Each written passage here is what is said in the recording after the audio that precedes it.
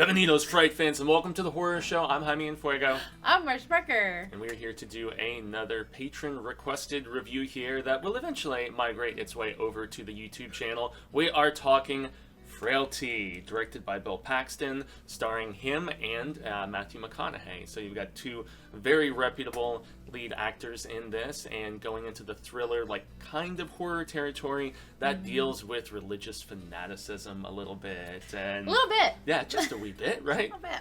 And so, we always like to cover just overall thoughts, and then, acting, story, production elements and all that different stuff, some score. And this is one that I hadn't rewatched since I think it initially came out, which was maybe 2001, 2002. So it had been a significant length of time. And Bill Paxton directs this tremendously, as well as being very unsettling on screen, but yet also having like an interesting aspect of just caring and warmth, despite the fact that he seems to be losing his mind, without spoiling too much of everything that goes down. But two great performances from those kids also, and it's a movie that deals with themes that, having been raised as religiously hardcore as I was, Reformed Baptist and all that silliness, that I can really get behind how genuinely scary this sort of stuff is, because it truly happens. This is some real life stuff.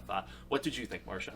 I remember the first time I watched it, and I absolutely loved it, because it was definitely a story you thought you knew what was happening at times, and then at other times you weren't quite sure, and then at the end you realized you know nothing, Jon Snow. So yeah, so it was always really fun. And then I've watched it a few times, but most recently was for this bit, and it had been like a few years since I'd watched it.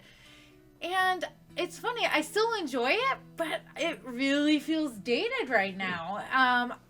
Maybe because I just knew where the story was going, and I've already watched it a few times. It just didn't feel as exciting as the first few times I had watched it, and or as strong, really. And it could just be because my palate has grown, and I've seen so much, and I've experienced this movie so many times, that it just kind of fell a little short with me this round. Okay, fair. Yeah. Story-wise, though, so we essentially have, it's a father and his two sons. He is widowed, and so he's taking care of both of them by himself. But, I mean, Paxton's father character is working all the time, and so it's really the older brother cooking dinner, just taking care of and raising his little sibling and stuff. And all of a sudden one day, and this happens early in the movie, he wakes his kids up and he's like, I just had a vision from God, and we're supposed to go and kill these demons that have taken the form of real people, and they're not people, so it's not going to be wrong for us to exterminate them. And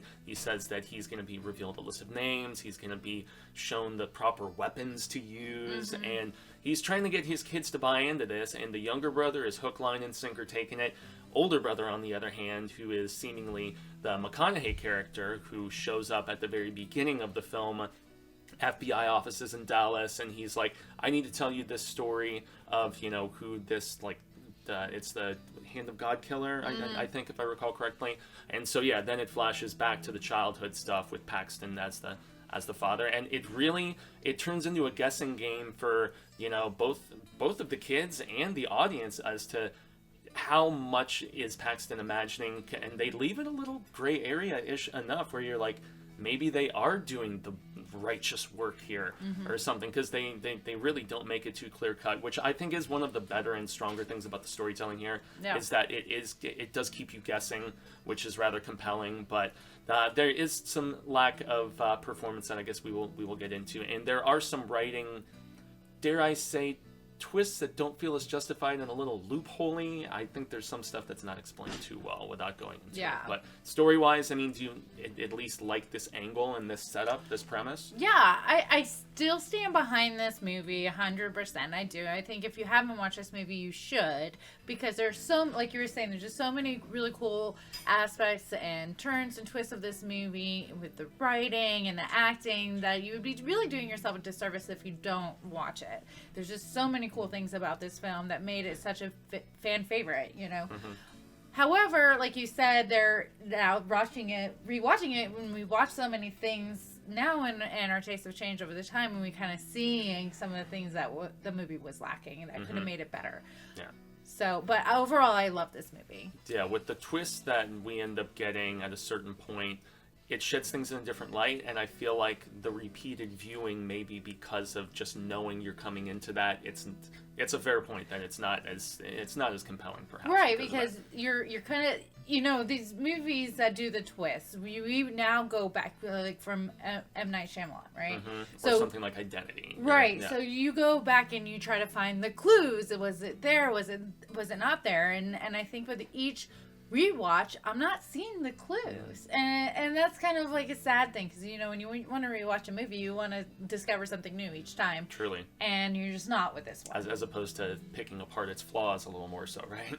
Right. Yeah. Yeah. But still, I feel like Paxton is great, and his chemistry with both of these young actors. I mean, they're in Texas, and they're all doing their drawl and twang and stuff, and it's all very, very believable and very just caring and emotional. They're dynamic despite this crazy scenario that they're staring down. You still can tell that he loves his kids, even if he might be losing his mind. The performance that I wasn't as impressed with here was McConaughey. I didn't really, he didn't wow me. I've seen him, in grittier, better stuff as the years have gone on, and as he's reinvented himself, I should specify. But yeah, it's not, it's like the weaker link of our two leads, in comparison. But, yeah, I think that was pulling me out too a little bit, was that he wasn't as strong as the other two. Yeah, not quite. But I mean, all of the supporting players are decent enough, and these different types of people that Paxton goes after and then asks his kids to help out, they're all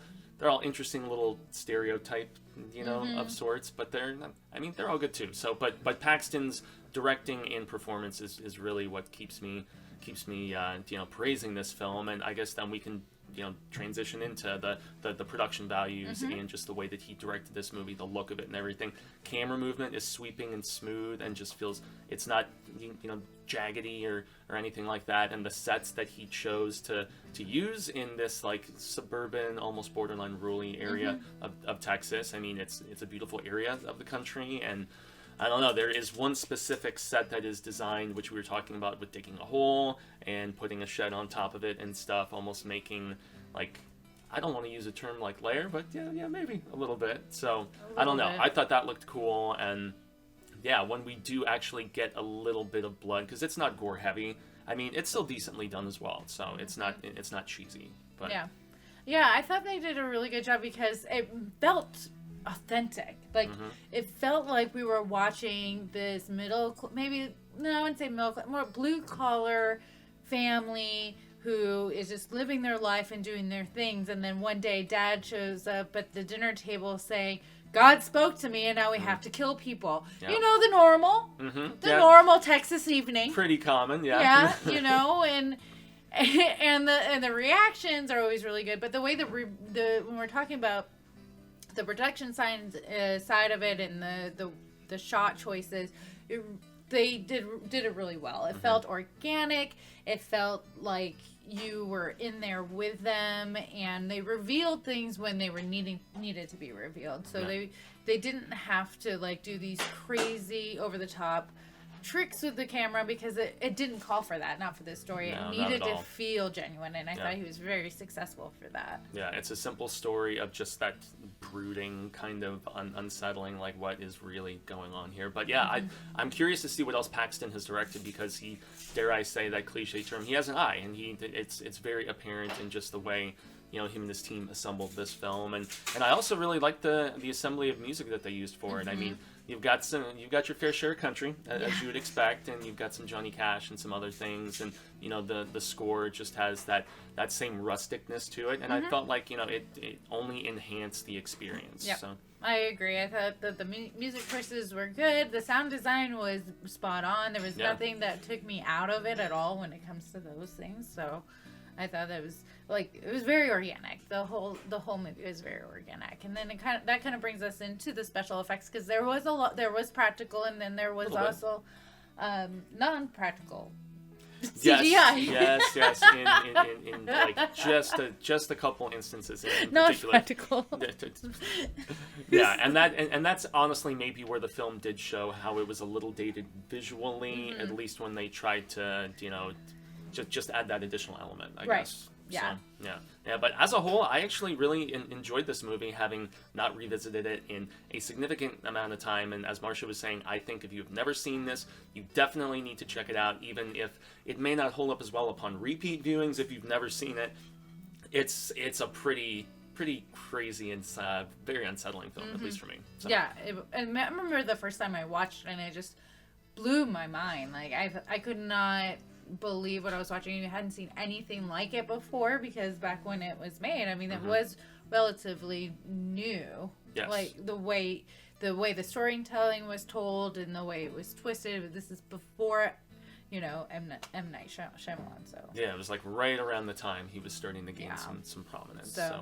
So yeah, I guess that is going to do it for the proceedings today, and I will say gracias, right, fans, and to our patron who requested this. Meteor Kraken. Yes, much appreciate the support, and if you want to become a patron yourself and you are seeing this on the YouTube channel after it gets over there, then make sure to jump into the link below and get all the information about how you can choose films for us to watch. You can recommend commentaries. There's all kinds of cool tiers where you can just show some additional support to the channel, and it's greatly appreciated. Yes, heck yeah. So I have been Jaime Fuego. And I'm Marcia Parker. And until next time, y'all, remember, Stay scared.